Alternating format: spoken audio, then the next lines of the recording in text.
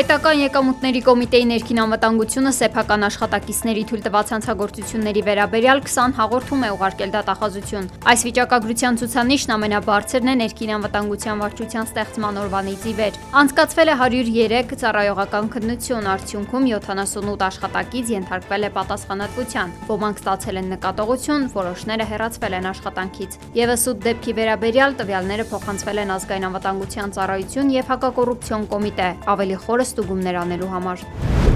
Եղվարդի խճուղում դեկտեմբերի 19-ին ժամը 19:30-ի սահմաններում բախվել են Toyota, Nissan մակնիշների մարդատարները եւ Paz մակնիշի ավտոբուսը։ Դեպքի վայրից ֆոտոլրագրող Գագիկ Շամշյանը հայտնել է, որ բախման հետևանքով ավտոբուսը փակել է ճանապարհի երթևեկելի գոտին, առաջացնելով մի քանի կիլոմետրանոց խցանում։ Վարորդները եղել են սթափ, տուժածներ չկան։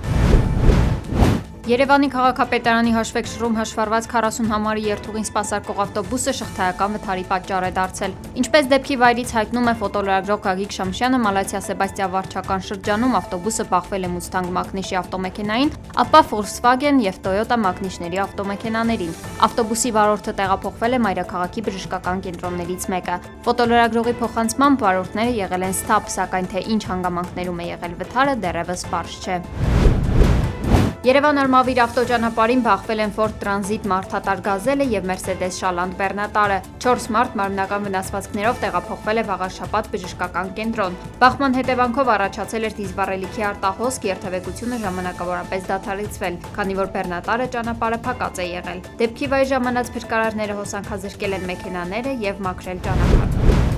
Բագրատ arczepiskopos Գալստանյանը եւ Արշակ arczepiskopos Խաչատրյանը կալանավայրից հայտարարություն են տարածել, դատապարտելով Մայրաթոռում տեղի ունեցած իրադարձությունները։ Հայտարարությունում մասնավորապես նշվում է. մեջբերում հակաեկեղեցական հերոսակախումբը իր տխրահռչակ պարագլխի բացահայտ հովանավորությամբ դեկտեմբերի 18-ին կրկին ներխուժեց Մայրաթոռ, փորձելով ասպատակել նվիրական սրբավայրը։ Հայտարարությամբ նրանք աջակցություն են հայտնել վեհափառ հայրապետին եւ հայտնել զորակցություն։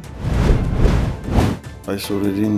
Պարզվում է Հայաստանի Հանրապետության ազգային անվտանգությունը հոկտեմբերին Civilnet-ին մերժել է տրամադրել Մոսկվայի թեմի առաջնորդ Եզրաս Ներսիսյանի գործակալ լինելու մասով տեղեկություն, պատճառաբանելով, որ դա պետական եւ անձնական գաղտնիք է։ Սակայն այսօր պարզ դարձավ, որ ԱԱՑ-ն նույն տեղեկությունը տրամադրել է իշխանամերձ Civic AM-ին, թե ինչպես պաշտպանված անձնական տվյալը դարձավ բաց տեղեկատվություն, հայտնի չէ, գրել է Civilnet-ը։ Civic-ի հրապարակած փաստաթուղթը հանրային քննարկման առիթ է դարձել։ Շատ օգտատերեր գրում են, որ 1986-ից 1988 թվականներին ողջ թղթաբանությունը կատարվում էր ռուսերեն, իսկ հրապարակվածը հայերեն է։ Դրա պատճառով էլ օգտատերերը կեղծ են համարել հրապարակված փաստաթուղթը։ պաշտպանելու խաղաղ ապահով կյանքը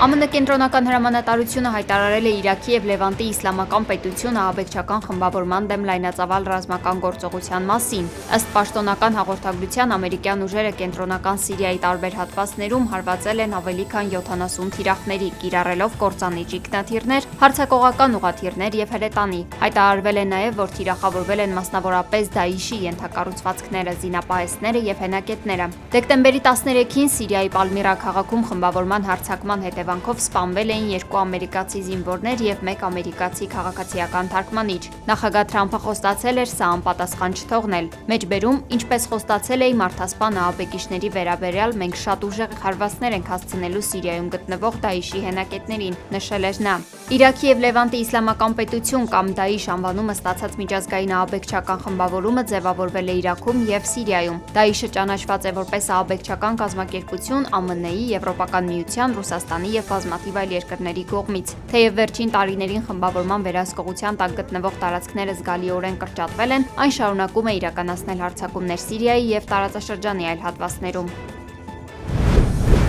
ԱՄՆ նախագահ Դոնալդ Թրամփը գրին քարտի փոխարեն ներկայացրել է ոսկե քարտը։ Նրա խոսքով ԱՄՆ ներգաղթը այժմ հնարավոր կլինի ոսկե քարտի համար $1 միլիոն վճարի դիմաց, ի տարբերություն Բայդենի նախագահության ժամանակների, երբ երկիր էր մուտք գործել 25 միլիոն մարդ։ president did anything. ԱՄՆ նախագահ Դոնալդ Թրամփը հայտարարել է, որ Ֆլորիդայում արդեն ավարտել է հանդիպումը Կիևի պատվիրակության հետ, որտեղ Ուկրաինայի ազգային անվտանգության եւ պաշտպանության խորհրդի քարտուղար Ռուստեմ Ումերովը նշել է, որ կողմերը համաձայնության են եկել հետագա քայլերում եւ շարունակելու են համատեղ աշխատանքը։ Մայամիում հանդիպումներ են նախատեսված Ռուսաստանի նախագահի հատուկ ներկայացուցիչ Կիրիլ Դիմիտրիևի հետ։ Նա սոցցանցի իր էջում հաստատել է, որ ուղևորվում է Ֆլորիդայի նահանգ։ Ամերիկյան մամուլը հաղորդել է, որ ուկրաինացի բանակցողների հետ նրա քննարկումները բացառվել են։ ԱՄՆ-ը մեկնել նաև Գերմանիայի, Ֆրանսիայի եւ Մեծ Բրիտանիայի ազգային անվտանգության խորհրդականները։ Բանակցություններին կմասնակցեն Թուրքիայի արտգործնախարարը եւ Քաթարի վարչապետը։ Ավելի վաղ հաղորդվել էր, որ Մայամիում նախատեսված են բանակցություններ Սթիվ Ուիթքոֆի եւ Դոնալդ Թրամփի փեսայի Ջարեդ Քուշների հետ։ Ռուսական անօդաչու թռչող սարքը դուրս է եկել վերահսկողությունից եւ մտել մեր տարածք, հայտարարել է Թուրքիայի պաշտպանության նախարարությունը։ Նախորդին Թուրքիայի Իզմիտ քաղաքում ԱԹՍ էր կործանվել, որից հետո պաշտոնական Անկարան դիմել էր Ուկրաինային եւ Ռուսաստանին պահպանել անվտանգության կանոնները եւ չխախտել երկրի սահմանները։ Թայվանում տղամարդն առևտրի կենտրոնում դանակով հարձակվել է պատահական անցորդների վրա, 3 մարդ զոհվել է եւս 5-ը վիրավորվել։ Հարձակումից առաջ նա ծխային ռումբեր է պայթեցրել Թայվեի գլխավոր երկաթուղային կայարանում։